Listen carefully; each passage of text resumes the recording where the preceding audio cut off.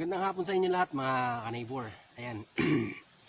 Bali solo camping tayo ngayon mga ka-neighbor. Mag-isa lang ako.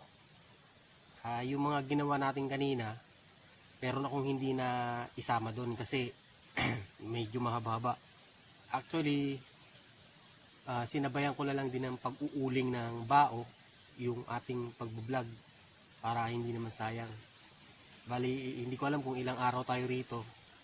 Solo camping tayo mga ka-neighbor ng ilang araw. Tignan natin kung ano yung mga adventure na pwede natin gawin.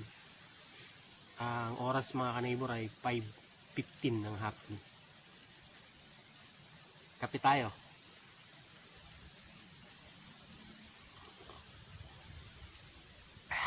Napakasimple ng buhay raw mga ka-neighbor. Ayos, enjoy lang natin ang buhay.